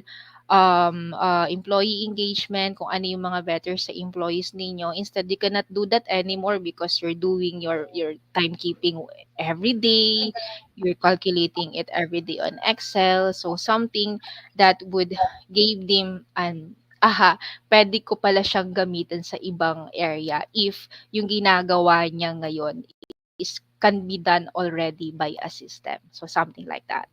Okay, siguro just to add on what you've said, Angela, ito yung ginagawa din namin from our end. If there is a cost on HR management system, ano yung cost? Sabi natin 100,000. Halimbawa lang 100,000 yung cost. Ilan ba yung empleyado natin? Let's say we have 1,000 employees. We divide the cost to the number of employees. So yun yung cost ng program or ng system per employee. Tapos gaano ba natin katagal gagamitin yung system? Let's say sabihin natin, normally ang system would be good 3 to 5 years. So imagine how many days, how many working days are there in a year divided by the cost of employees. So that's, kumbaga, yung 100,000 na yun, mapapaliit mo talaga, ipapakita mo sa leaders mo na we're only investing actually this amount, Yeah. this cost per employee. And we have to make sure that we understand the business. Kasi, ano yan cost yan sa business. So we need to speak the same language in terms of how we can do better in terms of cost and in terms of efficiency and in terms of being more strategic in terms of our work in HR. How about any other questions coming from the mentors or any I thoughts have a from the mentors? question. Hmm. Uh, um, Question, Ma'am Angela. Yes, Uh, yes, in your yes, in your mentor. experience, no, Mhm. what are the most common challenges companies face when automating the HR processes, and how can they overcome these challenges? Ang pinaka-challenge, Sir Alan, that we have encountered is in terms of, yung iba talaga is non-techie, no? In terms of adapting technology. Gusto nilang mag-automate, however, for example, yung employees nila is really non-techie, used to paper, parang ganoon. So, it's really hard and a challenge for them and pain point siya na mag-automate or maging innovative na yung company. So how they were able to still implement the system, what they did na lang is they assigned someone na can do the digital part on behalf of those team. Parang filing on Mm, behalf or something like that. So still they're automated, parang ganun, sir. okay, back to you, Akong Grace. question ko is about ano, um, Ma'am Angela, how can a company ensure na yung data that they have in this itong mga platforms na to are kept secured, lalong-lalo na with proliferation of different platforms right now? What are the things that they need to ensure and look into whenever they are looking for the right platform, um, from the perspective of taking care of the data and data I privacy? think that question is about security, no? Yeah. Kahit technical na ma'am. So, but better if the number one factor would be you check on, mostly kasi ngayon ang tool are cloud-based. So the system is housed on a virtual server, something like that. So, Mm-mm. better if merong IT team, yung company that can assess and check on if the servers or the servers that being used by the platform are really secure, for instance. At the same time, compliance to data privacy. There are non-disclosure agreements because on top of that data is being stored on a certain server and database that is also being accessible by, for example, the support team who manage, for example, or support the customer. So that's the number one. And of course, in terms of the system itself, how powerful and how secure it is, yun yung mga number one factor that you can check on when you look for a tool. Meron isang Mm. question dito from the audience. How much percentage or portion ba ang ideal na kailangan i-allocate ng isang company sa overall budget nila para sa automation initiatives? What are the potential reasons that made them not to invest on it? This is more on the cost, the sir, no? So you can try to leverage, sir, in terms of minsan kasi right now there are several tools out in the market. Merong cheaper cost pero yung effect or benefits naman ng system is also cheaper one. But there's a costly one, but you can still get most of it, most of the automations that you need. Parang ganon. So you really have to weigh pa rin. Pero pwedeng ganito lang yung budget mo, pero baka yung ma-reach lang nun out of 10 automations that you need, baka just one fourth yung kaya niya, something like that. So what you need to check on is hindi kailangan masyadong costly, ganyan. Average cost is better. Always look for something that can really do the job well done, can really do the task, and then just check on the costing if it's aligned with your budget, or you can probably leverage to the vendor. Ito yung budget cost ko, and then ito yung automations na kailangan ko, how we can probably met in one way to have this goal. Okay, related to that question, what are some key considerations, kung ganun, that HR leaders should keep in mind when selecting an automation platform like yours and others in the market for their organization? The number one factor, sir, talaga is the tool really capable? Yung kaniyang integrity in the market already. You can do CI probably, because that's one experience na.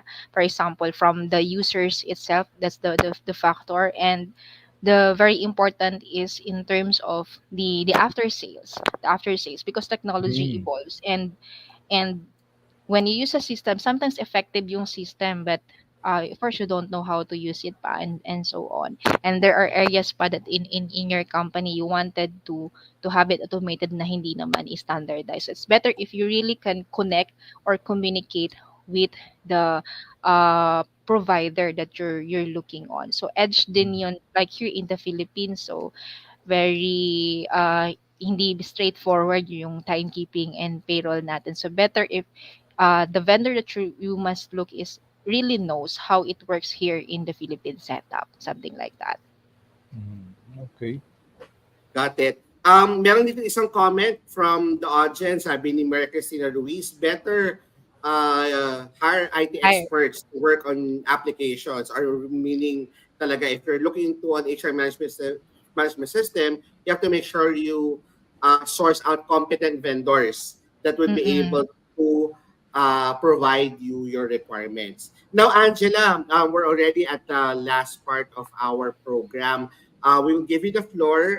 What are your last words about HR automation, and how can our audience reach out to you in terms of your services or products and services? All right, thank you so much, Coach Darwin. So, to all the viewers, my question is really with you.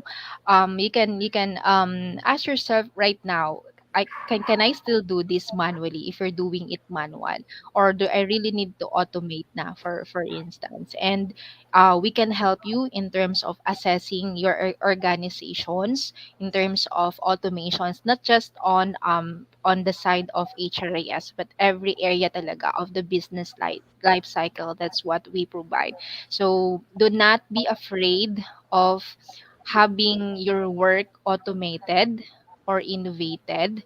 Instead, embrace it, adapt into the technology, and leverage into taking what are the other skills pa na pwede mong mai-contribute to the organizations. So to reach out with us, I'm going to chat, or some of my colleague will chat on the chat box yung aming website, so that it would be easier for you to chat us. Our FB, is it good to pledge, Sir Coach Darwin? That will be HRweb.inc, and website is HRweb.ph. Yeah. Got it. Meron isang last question dito para sa'yo, Angela, sabi ni Sally. Ma'am Angela, do you offer partial module automation? For instance, we would just like to first try timekeeping and payroll. Pwede ba daw yon? Yes. Pwede, Coach Darwin. Yeah. Okay. Sige, maraming salamat, Angela Tabanquerao from HRweb.ph. And now I'll give the floor to our mentors.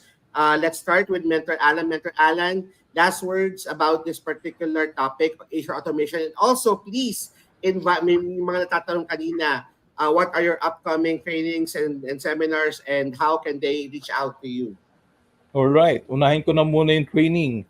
Upcoming, natapos na po yung AI for recruitment and selection. Ang kasunod po ay generalized I for HR. So ang malaking coverage nun.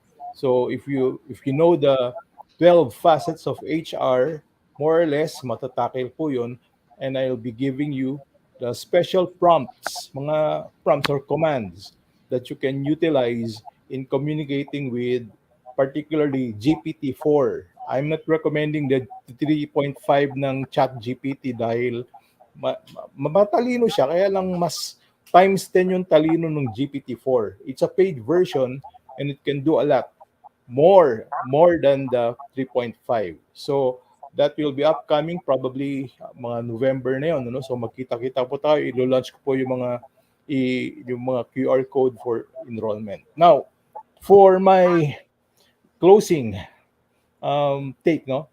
As an HR professional myself and as a consultant in OD, I see automation as a game changer talaga in our field.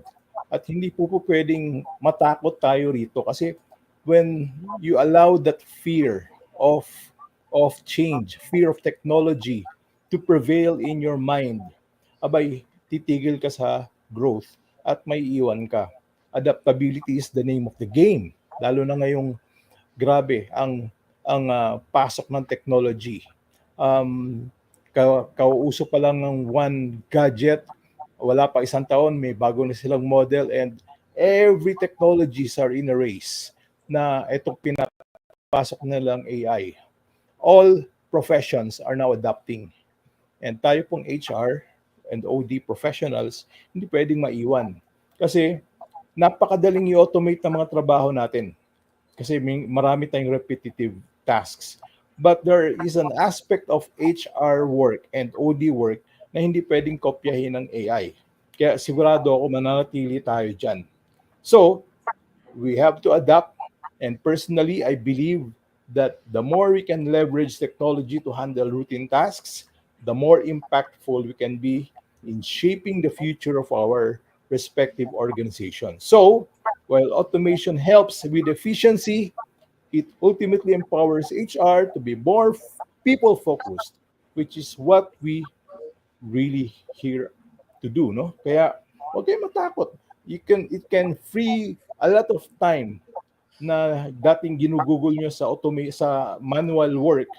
Marami ka ng oras ngayon for more strategic work. Kaya adapt, learn, kayo po ay mag-enroll. Napakadalang na enrollment ng mga AI courses kasi marami pa ring takot. Pero yung mga early adopters, naka 3 batches na po ako, ang dami nilang na-enjoy sa kanilang trabaho. Dating bored o tedious tasks na ayaw nila, ngayon they're enjoying it kasi it's like magic. Ang isang linggong trabaho kaya nilang gawin ng few minutes lang because of AI. If you want to learn more of that, I'll just post the announcements and let's see each other in our courses. So back to you, Sir Darwin. Thank you, Mentor Allen. Of course, Mentor Rona Florentino, upcoming workshops or seminars from your end, and what are your thoughts about HR automation? Yes. Inviting everyone sa amin pong webinar happening on October 23, Creating KRAs and KPIs. Attend po kayo. Details can be found in the Facebook page of Uprush. Pwede rin po kayong pumunta sa uprush-sg.com. Nandun din po yung details. As for our topic for today, Coach Dar, Mentor Alan, alam na alam niya, and I am a very, very big fan of anything automation. I do believe that these things will help us do our work easier, faster, and then we can be more strategic kesa doon sa masyado tayong administrative. It's high time that we embrace these technologies. Hindi natin dapat pinagpipilitan na magmano-mano kung meron namang magpapadali ng trabaho natin. I've always mentioned na whatever gets you from point A to point B quicker without having to sacrifice the quality of your work, go for it. Sa sobrang dami ng ginagawa natin sa HR, it is illogical for us to, insist on doing things the old way, the traditional, the manual way, kung kaya naman or meron naman tayong technology na po pwedeng gamitin. Every day, HR is changing. How we do work in HR is changing. And if pagpipilitan natin yung mano-mano, we will find ourselves na administrative side, magaling tayo, but strategic side, mahuhuli tayo. So much better that we relegate anything that can be automated, anything that's repeatable and programmable, we relegate it to all of this technology that we have para we have time not just for our the work that we do but also for ourselves. At tandaan natin, technology does not need to be very expensive. It's a common misconception na when you're using technology, it has to be very expensive. It's not. Somebody actually in our comment section mentioned that they are using Google Workspace. Mina-maximize nila. And that's a good way to go about it. If you have a subscription with Google, Google has a lot of tools that you can use. And even if you have the free version of Google, meron pa din, meron ka pa rin magiging access to Google Sheet, to Looker Studio that you can actually use in order to make things easier for you, to make your job easier. So, pagdating sa technology, regardless of how technology is being presented to you, whether it's AI or any type of automation, don't be afraid to try it. Try. If it's not for you, go look for something else. If it makes your work easier, then go ahead, do it. Talk to your boss. Tignan ninyo kung paano nyo po pwedeng i-implement. And then, at least meron ka na ngayong space to breathe and to be able to focus on other things. Coach Dar? Thank you, Mentor Alan, Mentor Rona. Napakaganda ng discussion kayo ni Angela about the importance of HR automation, and just reminding everyone that technology is something that we need to utilize to streamline and to better our work. Sabi nga is, as long as mapapadali yung trabaho natin, magiging more efficient, at hindi ma-impact yung quality of work, we need to embrace technology. Again, maraming salamat po sa patuloy niyong pagsubaybay, pagsuporta sa HR Cafe, Usapang Trabaho po at iba pa. At our next episode, we'll be discussing about a lot of things. So we will be having episodes about how HR and people leaders can create, manage, and plan big corporate events. Kasi marami na ang nagpa-plan ng Christmas party saka annual party. So kailangan alam ng HR paano ba mag-plan, mag-manage ng events at mag-mitigate ng risk. We'll also be having speakers about organizational development and speakers about labor law. So abangan niyo po ang mga susunod na episodes ng HR Cafe, Usapang Trabaho, Buhay Di Ba Pa. See you again next Sunday at 3 p.m. same time, 3 p.m. to 5 p.m. Makita-kita po tayo, and let's move forward and embrace and advance HR. Maraming salamat po.